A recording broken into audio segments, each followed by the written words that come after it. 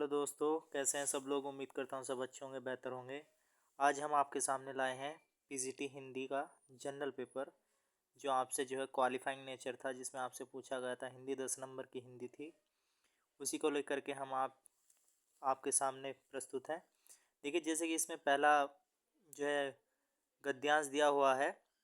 इसमें जो है 3 क्वेश्चन आपसे जो है गद्यांश से पूछे गए थे, जिसमें लिखा हुआ है कि करुणा अपना बीज अपने आलंबन या पात्र में नहीं फेंकती है, अर्थात जिस पर करुणा की जाती है वह बदले में करुणा करने वाले पर भी करुणा नहीं करता, जैसे जैसे क्रोध और प्रेम में होता है, बल्कि कृतज्ञ होता है अथवा श्रद्धा या प्रतीत करता है। और बहुत सी औपन्यासिक कथाओं में यह बात दिखाई गई है कि युवतियां दुष्टों के हाथ से अपने उद्धार करने वाले युवकों के प्रेम में फंस गई हैं। कोमल भाव की परिकल्पना करना सदैव सहज और सरल नहीं होता। इसी के आधार पर एक पहला प्रश्न था 141 141वां, किसकी परिकल्पना करना सदैव सहज और सरल नहीं होता है। तो किसकी कल्पना, तो इसका आंसर होगा 4, कोमल भाव की, है ना। किसकी परिकल्पना करना सदैव सहज और सरल नहीं होता है, तो इसका आंसर है 4, कोमल भाव की। उसके बाद इसमें 142 है, जिस पर करुणा की जाती है वह करुणा पाकर क्या हो जाता है। पहला ऑप्शन इसमें लाचार होता है, दूसरा है प्रीतिकर नहीं होता है, तीसरा कृतज्ञ होता है, चौथा निराश होता है।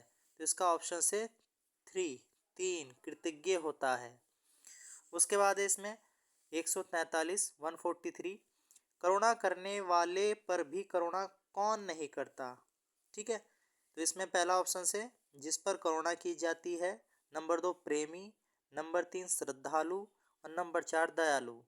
तो इसका जो सही आंसर होगा, सही ऑप्शन होगा, वो होगा पहला, फर्स्ट ऑप्शन, जिस पर करुणा की जाती है। उसके बाद इसमें मुहावरे में इसमें दिया गया है, अकल का दुश्मन मुहावरा सटीक अर्थ है। अकल का दुश्मन, तो इसमें पहला ऑप्शन से बुरा व्यक्ति, दूसरा है विद्वान का दुश्मन, तीसरा मूर्ख व्यक्ति और चौथा है ईर्ष्यालु व्यक्ति। तो सही आंसर होगा इसका, सही जो ऑप्शन होगा वो होगा मूर्ख व्यक्ति। क्या होगा, मूर्ख व्यक्ति।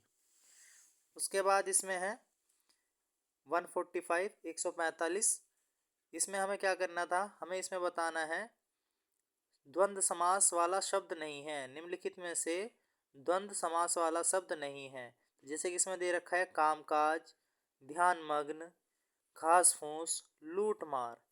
तो इसमें सही ऑप्शंस क्या होगा, इसका जो सही ऑप्शंस होगा वो होगा दूसरा, ध्यान मग्न।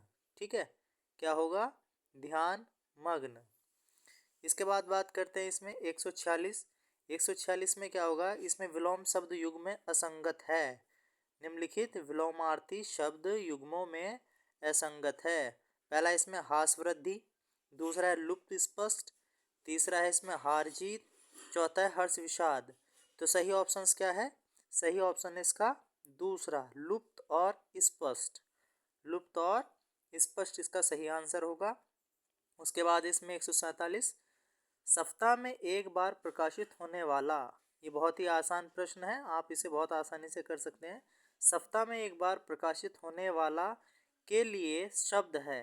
तो जैसे कि इसमें दे रखा है मासिक है, नंबर 2 अर्धमासिक है, नंबर 3 साप्ताहिक है और नंबर 4 पाक्षिक है। तो इसका सही जो आंसर होगा वो होगा साप्ताहिक। क्या होगा, साप्ताहिक इसका सही आंसर होगा। और उसके बारे में फिर है 148, निम्नलिखित में से वर्तनी की दृष्टि से अशुद्ध शब्द है। हैं, इसमें अशुद्ध शब्द हमको बताना था, अशुद्ध कौन सा शब्द है। तो जैसे कि इसमें पहला है वाण, उसके बाद है यजमान, उसके बाद है वनस्पति, फिर इसका चौथा ऑप्शन वाह्य। तो इसका जो अशुद्ध है, जो गलत शब्द है, जो सही वर्तनी, तो बाकी तो ये सब सही है, वाण यजमान वाह्य। तो जो सही, जो अशुद्ध शब्द है वो है आपका वनस्पति। ठीक है, वनस्पति होना चाहिए था, वनस्पति है। इसके बाद बात करते हैं 149 में है, निम्नलिखित में से विसर्ग संधि वाला शब्द है। ठीक है, इसमें हमें संधि बतानी थी, कौन सी संधि है।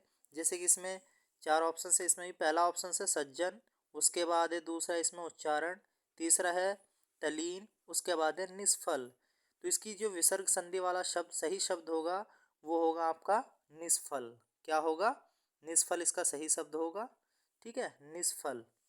उसके बाद इसमें निम्नलिखित में पक्षी का पर्यायवाची नहीं है।